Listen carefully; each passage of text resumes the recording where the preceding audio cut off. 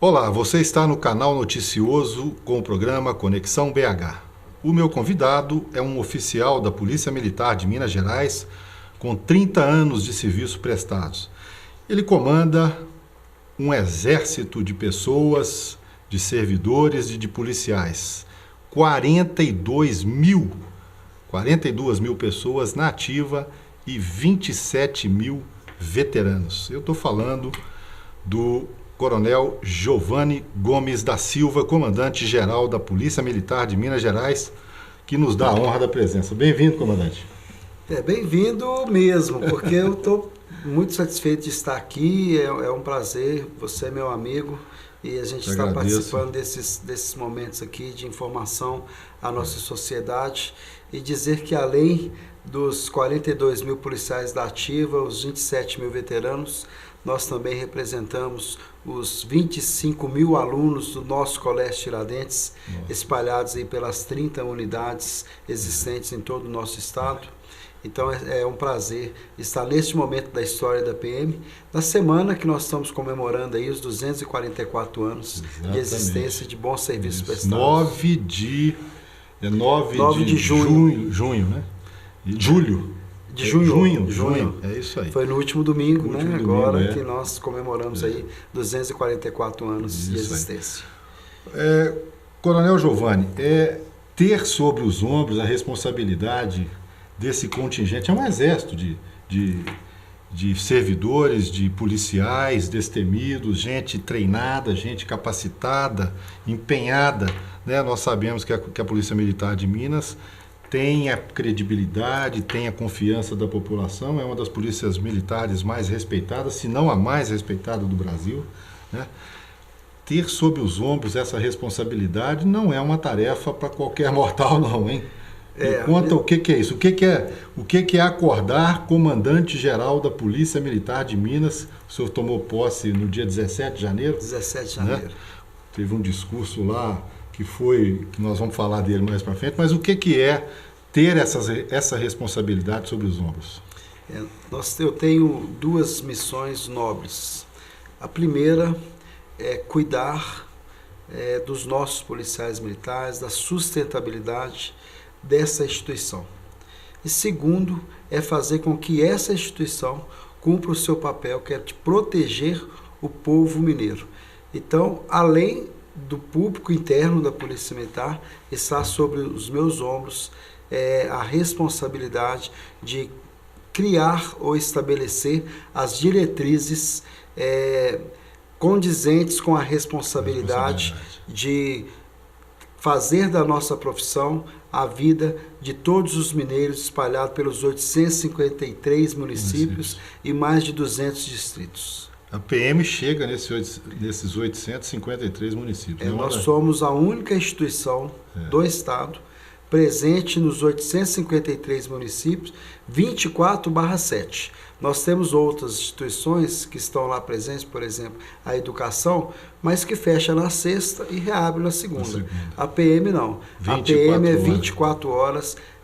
Nós estamos com o policiamento lançado, socorrendo as pessoas, trazendo a segurança preventiva, fazendo com que o crime não aconteça, e quando ele acontece, a gente tem desenvolve as ações necessárias na tentativa e na efetivação da prisão do criminoso. Eu falo criminoso porque é quem pratica um crime. Exatamente. Coronel Giovanni é formado em Direito, tem pós-graduação também na área, né? Tem uma larga experiência, 30 anos de polícia, não é mole.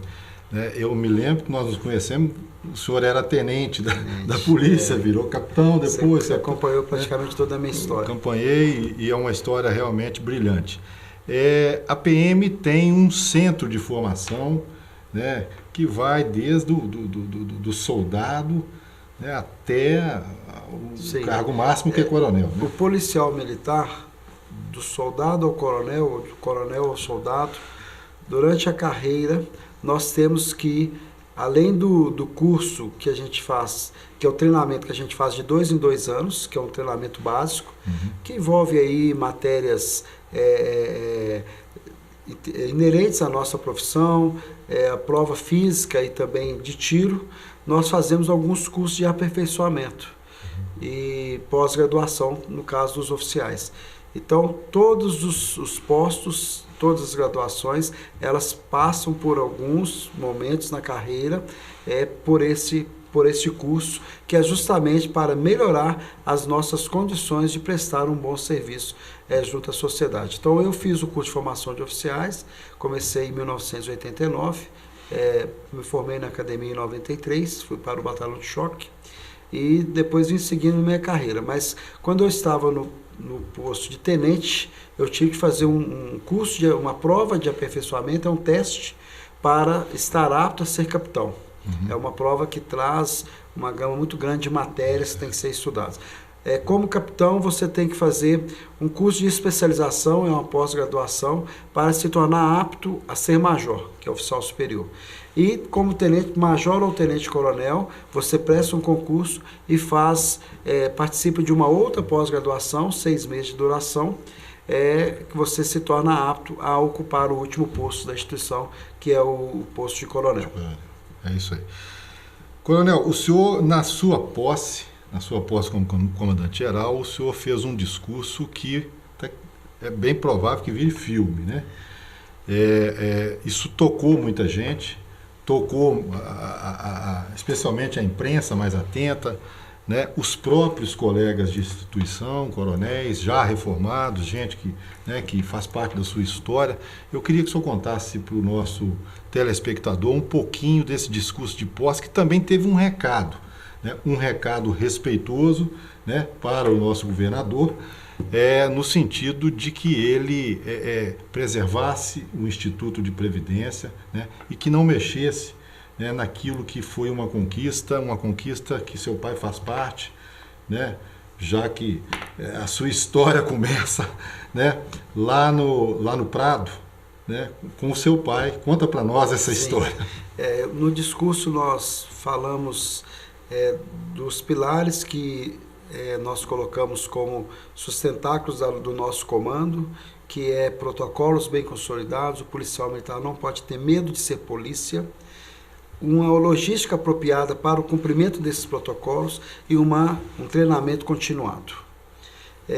E depois da segunda fase do discurso, nós falamos para os presentes, o governador se fazia presente naquele momento, sobre alguns pilares que regem a instituição, os nossos princípios que nortearam os 244 anos de existência, como a moral, a disciplina, a ética, né, a honradez, a hierarquia, a disciplina, a dedicação, e falamos um pouco disso aí. E dissemos ao governador naquela oportunidade que tem alguns pilares que são inerentes à nossa Polícia Militar, conquistados ao longo dessa história, como o nosso Instituto de Previdência e o nosso Hospital Militar. Nós oferecemos para a sociedade o que nós temos de melhor, ou que temos de maior valor, se puder ser mensurado, que é a vida. O policial militar, todos os cursos que ele faz, durante a sua trajetória, ao final nós juramos a bandeira nacional, nosso maior símbolo em termos de pátria, que vamos proteger a sociedade mineira, mesmo com o sacrifício da própria vida.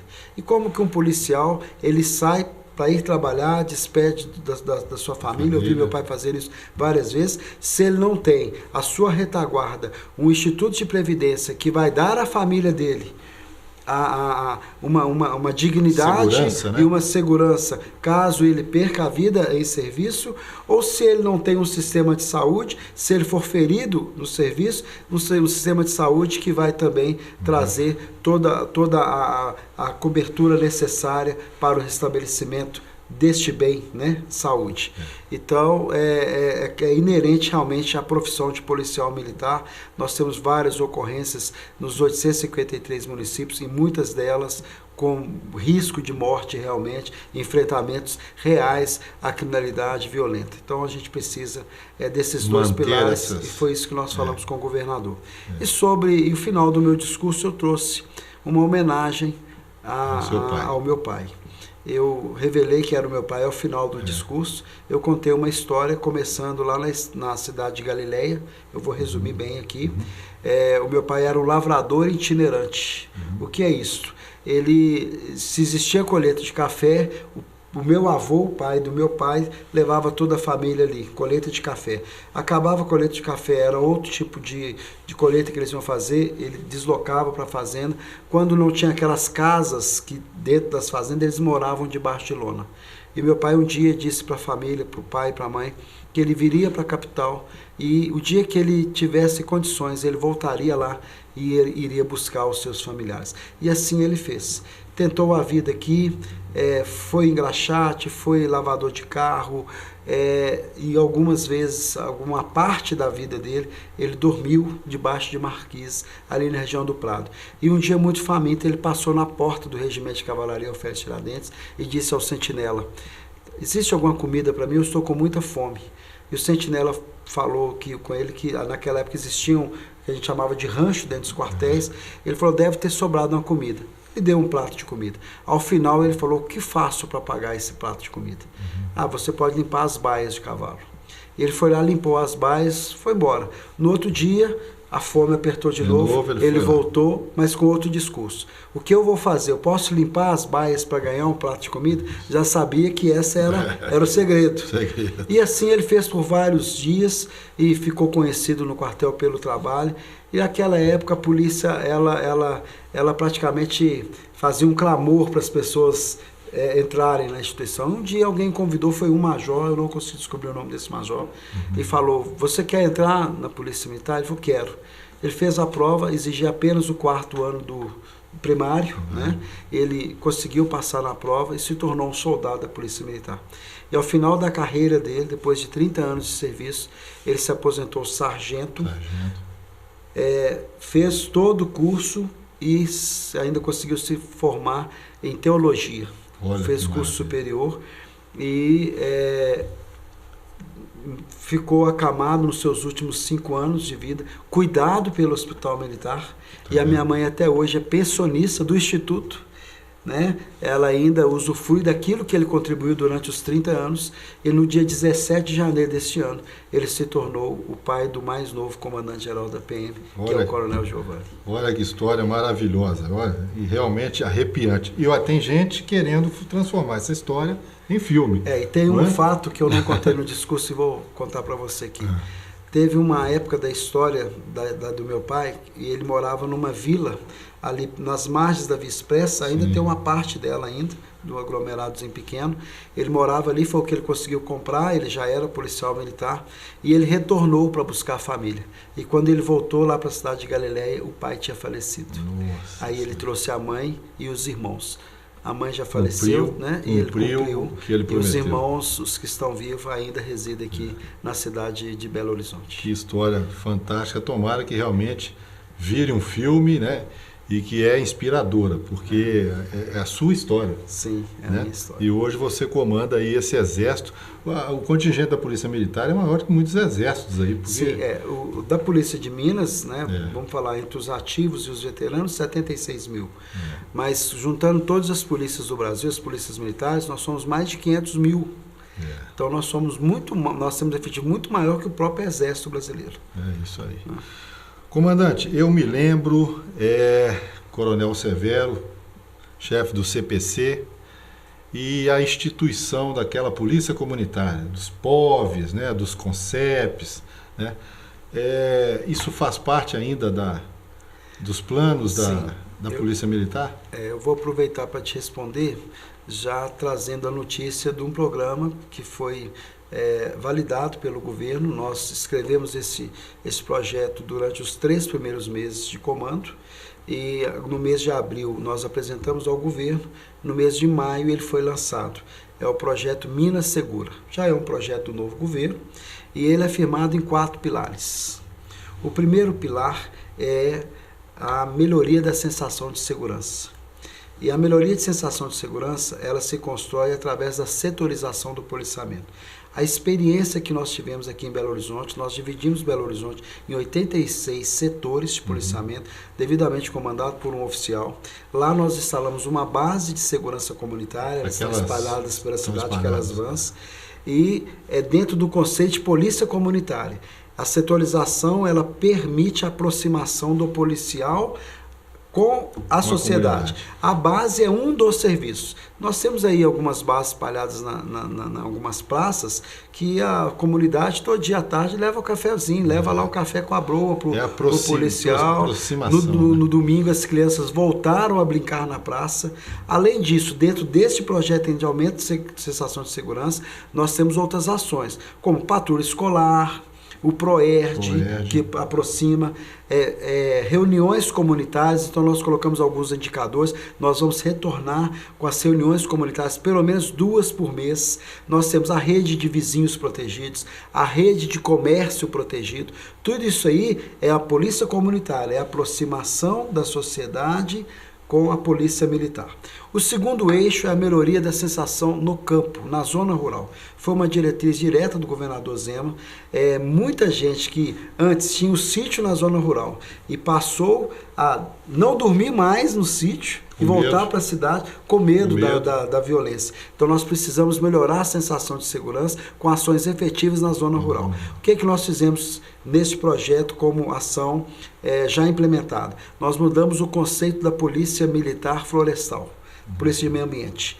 O policial do meio ambiente, ele recebia uma denúncia, ele ia lá na propriedade apenas para combater o crime de meio ambiente. Hoje, nesse deslocamento, ele realiza blitz, ele faz paradas estratégicas em alguns pontos ali naquelas estradas vicinais. Então nós treinamos os policiais, destinamos armamento, porque eles podem enfrentar o crime violento ali, não são mais só policiais de meio ambiente, dentro do princípio da universalidade. Estamos criando a rede de proteção de propriedades rurais seguras.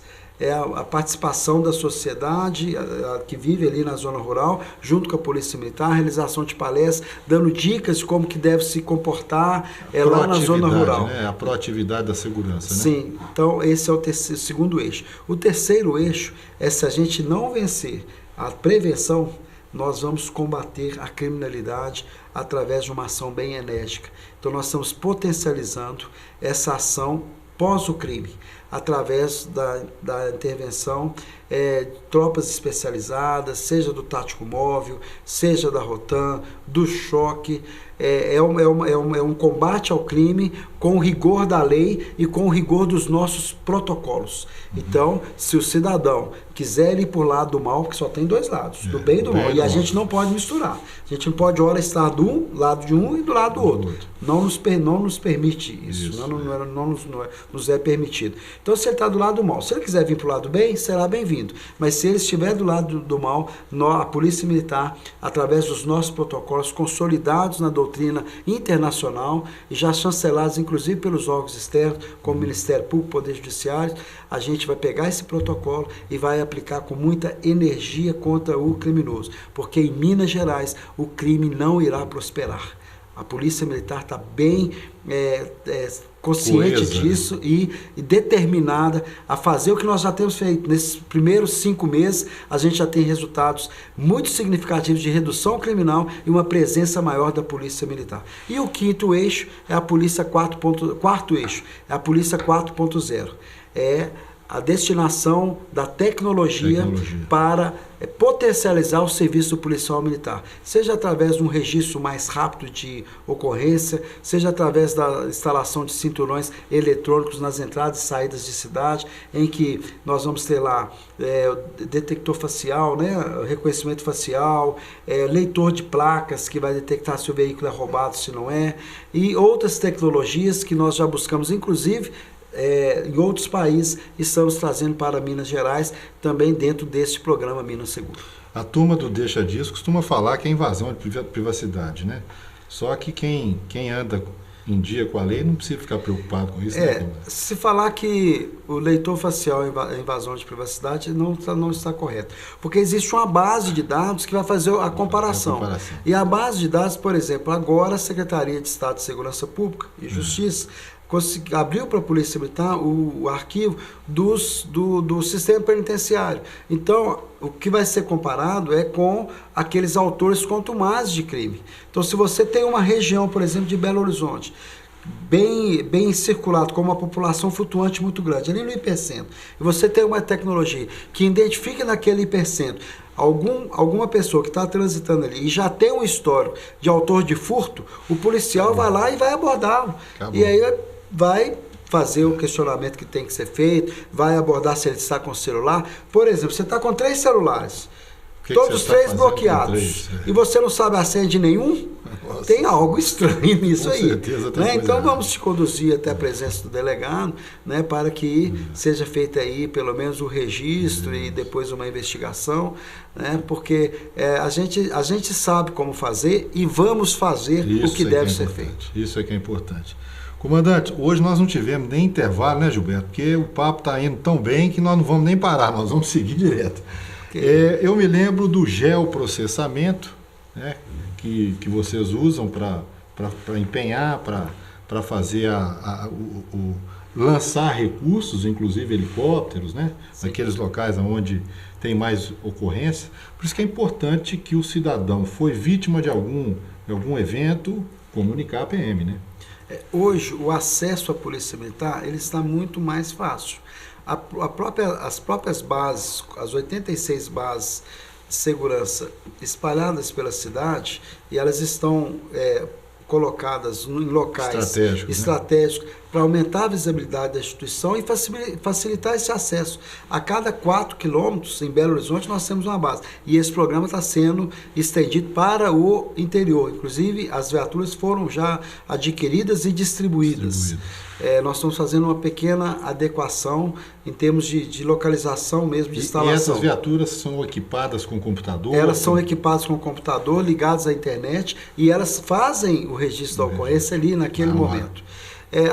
Além disso, nós temos o 190 que vai ligar e vai deslocar uma viatura.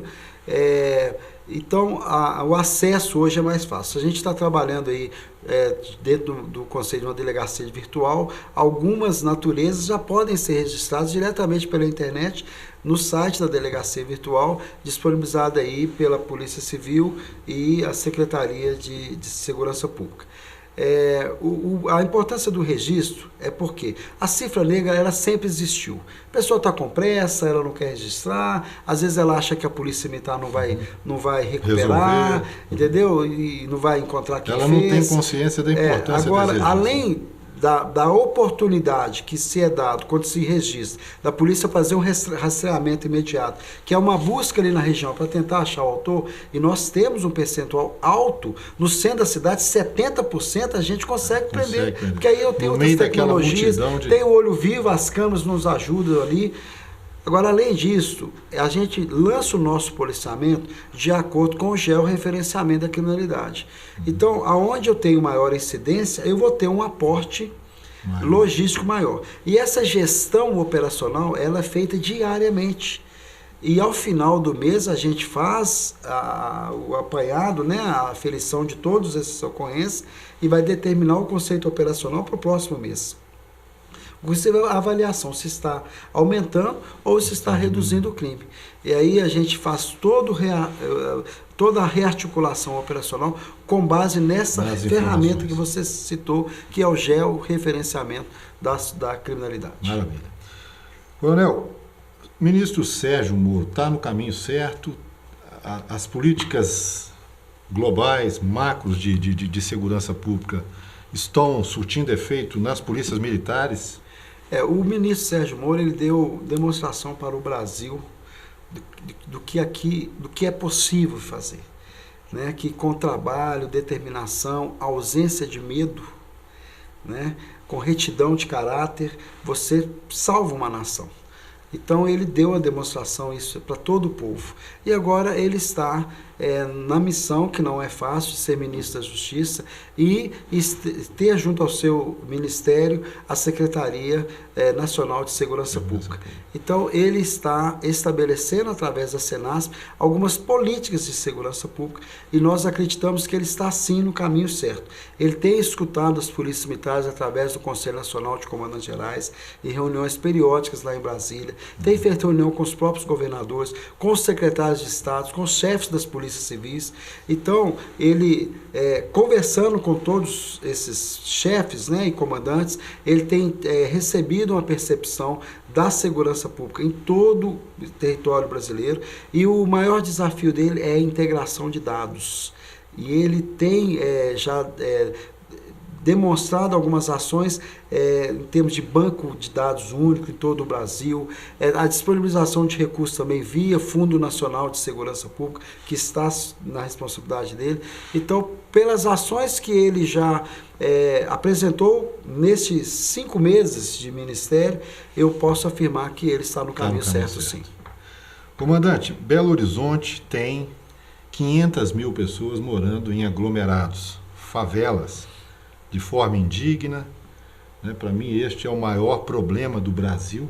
Se eu pensar que o Rio de Janeiro, a cidade do Rio de Janeiro, tem 2 milhões de pessoas morando de forma indigna, é possível fazer segurança pública neste cenário de favelas, né? A gente sabe que a maioria das pessoas que moram lá são pessoas do bem, mas lá também transita pessoas do mal, né? Como é que lida com isso?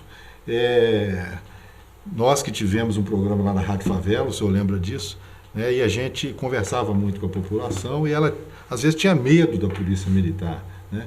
A forma como a polícia militar chega, mas não tem outro jeito de chegar para combater o crime. É possível fazer segurança pública nesse cenário? Sim, eu sempre afirmei que a grande maioria, próximo dos 100%, das pessoas que residem nos aglomerados são pessoas trabalhadoras, pessoas de bem. E eu sou de tropa especializada e fiz muita incursão em aglomerado, vai no aglomerado a partir de 5 horas da manhã, nós vamos ver inúmeras pessoas saindo da sua casa ainda à noite, indo para a creche, as mães, deixando os seus filhos e saindo para trabalhar. O que acontece no aglomerado? Nós fazemos polícia comunitária no aglomerado. As nossas viaturas, todas no estado de Minas Gerais, todas, nós subimos nos aglomerados. Uma moto com um policial atende ocorrência no aglomerado. Quando quebra-se essa ordem e às vezes a capacidade do primeiro interventor ali, ela é superada, aí nós vamos com tropa especializada. E vamos com muita energia, não tem outra conversa. Agora, o que acontece no aglomerado? A condição geográfica do aglomerado, ela favorece o criminoso. Ela favorece o criminoso. Então, nós temos alguns pontos de venda de drogas no entorno, aí a classe média abastecendo o crime, porque ela vai lá comprar, aí ela não tem medo. Ela vai lá dentro do aglomerado, né? E nós temos muita incidência de homicídios. O primeiro é a intervenção da Polícia Militar, a chegada, alguns aglomerados, acaba que a topografia ela facilita o visual, então eles sabem quando a Polícia Militar está chegando, então o próprio conceito ali das vielas, das ruas, né, dos becos, facilita esse deslocamento dos criminosos e dificulta a incursão da Polícia Militar, mas a gente tem feito e usado tecnologia como drone, o próprio helicóptero, e tem a questão do homicídio. Nós temos muito incidência do crime de homicídio em aglomerados. Não é só lá, mas nós temos muito. E muitos no final de semana. De sexta-feira a segunda, nós temos muita incidência de homicídio. Droga, bebida. Muita bebida. Mais do que a droga. Mais do que a droga. E o aglomerado está cheio, porque as pessoas não estão trabalhando. Aí nós temos ali muito crime, que é briga passional, briga... Traficante, ponto de... Não é nem traficante, é briga assim, está dentro do bar, um desentendimento, às vezes já existia uma rixa anterior, aí ele usa a droga ou faz uso da bebida alcoólica, se torna mais corajoso. circula mais no interior dos aglomerados o número de armas, aí o acesso fica mais fácil. E quando tem essas brigas de gangues, aí a intervenção tem que ser mais cirúrgica, né? Nós temos alguns casos, e aí a gente tem que ir com tropa especializada para restabelecer a ordem. Mas no dia a dia, os finais de semana são períodos que nos preocupam muito em relação ao crime de homicídio, e nós estamos estudando esse fenômeno para ver o que mais a gente pode fazer para ajudar. E temos um programa muito bem sucedido, que é o programa Fica Vivo, desenvolvido por uma subsecretaria lá da CESP, e que trabalha com os adolescentes. E olha que dado interessante. Nós tivemos no início do ano, o governador até se fez presente na abertura, uma gincana entre esses Fica Vivos, que são os projetos existentes em vários aglomerados. Uma semana de gincana. Nesta semana que os adolescentes estavam envolvidos com futebol, com a prática de esporte, na disputa ali das Olimpíadas, não foi a gincana, foi as Olimpíadas, o índice de homicídio foi lá embaixo. Então, quando eles não tinham tempo para estar dentro do aglomerado e brigar entre eles estavam praticando o esporte. Olha que boa prática. Então, foi uma Olimpíada, não foi a gincana. Então, a gente acredita que tem alguns projetos ligados à prevenção que, se eles forem implantados com um número maior, né, de projetos ali, com uma capacidade maior de atendimento, a gente acredita que possa haver a redução também. E isso mostra que o problema não é de polícia, né, comandante? Isso é um problema social, né, um problema de política, né? Ou da falta dela. A solução não passa só pela Polícia Militar. O problema é nosso, nós temos que estar lá. Mas a solução, a polícia vai solucionar isso. Sozinho a Polícia Militar não vai conseguir. Não consegue. Nós temos lá o GEPAR, que é um grupo especializado, patrulhamento em área de risco, que trabalha dentro do conceito preventivo e repressivo quando a ordem é quebrada. É um projeto bem sucedido que a Polícia Militar desenvolve. Reduzimos muito o homicídio nesses bolsões aí. Mas sozinhos realmente nós não vamos conseguir. Coronel, uma pena o nosso tempo, eu acho que vai ser o maior programa Conexão BH que nós já fizemos até hoje, nós já estamos com mais de 30 minutos, é uma pena porque o papo está fluindo e a gente tinha muito o que falar ainda. Mas vamos voltar. Mas vamos voltar, fica o convite, eu quero te agradecer, né? Eu queria que você desse a sua palavra final para o nosso telespectador. Ok, eu vou fazer dessa palavra final dois momentos. O primeiro é agradecer os policiais militares que estão espalhados aí pelos 853 municípios, os verdadeiros heróis de Minas, a verdadeira força pública de Minas Gerais. A vocês, policiais militares, o reconhecimento desse comandante-geral por tudo que tem feito ao longo desses 244 anos de existência da nossa instituição pelo povo mineiro. Todas as ações, seja um socorro, um parto no interior da viatura, seja uma troca de tiro com a prisão dos criminosos. É a atuação de vocês que traz a paz social para o nosso Estado. E o segundo, eu me dirijo ao cidadão que reside aí em Minas Gerais, a certeza que a Polícia Militar estará sempre ao lado do bem, e sempre pronta para trazer a segurança que vocês tanto merecem e trazer essa paz, essa sensação de segurança, esse ambiente propício, esse ambiente que vai trazer novos investimentos e fazer do que está escrito na nossa bandeira nacional uma realidade em Minas Gerais, que é a ordem e o progresso. A nossa profissão policial militar é a vida de vocês. Que beleza de mensagem, hein? O programa Conexão BH fica honrado com a sua presença, viu, comandante?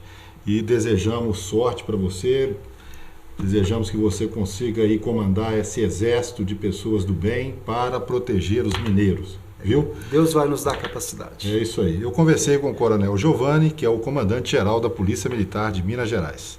Agradeço a sua audiência. E até semana que vem falando de mobilidade, cidade e generalidades. Um abraço e até mais. Olá, você está assistindo o canal Noticioso. Se inscreva no nosso canal. Clique nesse botão logo abaixo do vídeo. Aproveite também e clique no sininho ao lado para ser notificado assim que publicarmos novos vídeos. Dessa maneira, você sempre saberá dos novos lançamentos do nosso canal. Toda semana, novos vídeos falando, entre outras coisas, sobre cultura, música, cidadania, saúde, finanças, mobilidade e muito mais. Não se esqueça, se inscreva no nosso canal. Grande abraço!